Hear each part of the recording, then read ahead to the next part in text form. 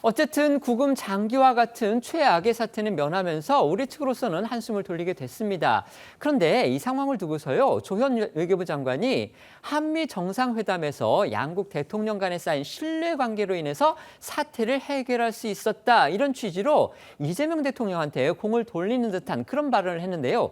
이게 과연 맞는 얘기인지 선뜻 이해가 가지 않는다는 그런 지적도 일각에서 나옵니다. 네, 조현 장관은 구금 사태가 벌어지자 지난 8일 미국 워싱턴으로 출국해 미국 측과 협상을 진행해 왔는데요. 루비오 미 국무장관과 면담 뒤 기자들을 만난 자리에서 최근 한미 정상회담이 순조롭게 진행됐고 양국 정상 간 신뢰관계가 쌓였기 때문에 사태를 해결할 수 있었다고 분석했습니다. 그러면서 이번 사태의 원인에 대해선 여러 음모론도 제기되고 있지만 시간이 지난 뒤 정확히 분석해 볼 필요가 있다고 강조했는데요. 이런 발언 내용이 알려지자 정치권 일각에선 정상회담을 통해 쌓은 한미 대통령 간 신뢰로 사태를 해결했다기엔 너무 근거가 빈약한 자평이란 지적이 나오고 있습니다. 대규모 우리 국민 구금 사태가 정상회담이 끝난 뒤에 벌어졌기 때문에 애초에 정상회담을 통해 양국 간 신뢰가 쌓여 있었다면 이런 일 자체가 벌어지지 않았어야지 뒤늦게 일이 터지고 난 뒤에 신뢰를 운운하는 건 억지에 가깝다는 겁니다. 그렇습니다. 뭐 실제로 이번 구금 사태는요, 미국이 정상회담에서 이 자신들이 원하는 방향으로 이 관세 협상을 하고 무려 700조 원의 투자를 약속받은 지 열흘 만에 벌어진 일입니다. 정치권 안팎에서는 미국이 동맹국에 대한 배려는커녕 뒤통수를 때린 셈이란 지적이 나오기도 했습니다. 미국 현지 언론들도 이번 사태에 대해 이민 단속으로 한미 관계가 시험대에 올랐다며 이 트럼프 행정부의 비판적 시각을 드러냈습니다. 야당은 이번 사태를 막지 못한 것 자체를 외교 무능이다, 이렇게 주장을 하면서 지금 정권에 대해서 맹공을 가하고 있습니다. 오늘 국민의힘에서는요, 이번 구금 사태와 관련해서 정부의 대응에 어떤 문제가 있었는지 알아봐야 한다, 따라서 국정조사가 필요하다, 이런 주장이 나왔습니다. 네, 송원석 원내대표는 한국인 근로자 구금 사태와 관련해 정부의 외교 무능을 지적하며 국정조사를 주장했습니다. 관세 협상을 잘했다고 자화자찬하더니 돌아온 건 근로자 구금과 추방뿐이라면서 한미 정상회담에서 무슨 일이 있었는지 솔직하게 털어놓을 시간이며 국민에게 사과할 것을 사과하라고 지적했습니다. 국민의힘은 이번 사태와 관련해 TF를 구성해 억류 근로자 귀국과 대미투자 기업 종사자의 이익 보호 방안을 마련하겠다고도 밝혔습니다. 관련해서 송 원내대표 발언 들어보시죠.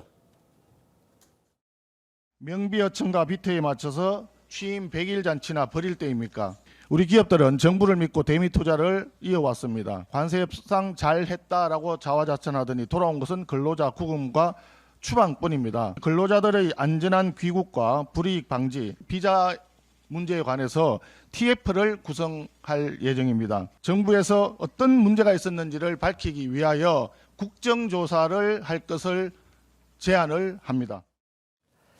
어쨌든지 간에 미국에 이제 구금됐던, 강제 구금됐던 우리 근로자들 내일이면 귀국하는 그런 결론이 났습니다. 그런데 이것과 관련해서 지금 뭐 긴급 협의를 위해서 미국에 갔던 조현 외교부 장관이 이렇게 해결된 것이 상당히 이제 원만하게 해결된 것처럼 그렇게 얘기를 하면서 한미 정상회담에서 트럼프 대통령, 이재명 대통령, 또 이재명 대통령, 트럼프 대통령 간에 일종의 신뢰관계가 잘 형성이 된 것이 이런 해결의 발판이 됐다, 이런 식으로 얘기를 했습니다.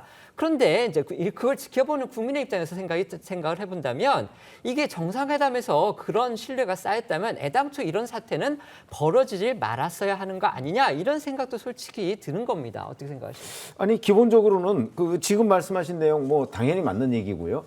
또 하나는 이제 우리가 미국에 지금 700조 원에 가까운 투자를 한다고 했잖아요. 그렇습니다. 그랬을 경우에는 그게 미국에 뭐 공장을 지어주거나 아니면 근로자 훈련을 시키거나 뭐 이런 것들이거든요. 네. 이게 우리가 이제 한국 파트너법, 동반자법 뭐 이런 거를 미국에 계속 요구를 했는데 아직 관철이 되지 않고 있어요. 그게 바로 비자 문제예요. 네네. 그러니까 만약에 비자 문제가 제대로 해결되지 않고서는 그런 것들을 다 못 하잖아요. 네. 그러니까 그 문제를 저는 외교적으로 미국 측에 해결을 요구했어야 되는 거죠. 근데 그거를 제대로 안 한 상태에서 자, 지금 말씀하셨듯이 바로 이 문제를 해결하는 데 신뢰?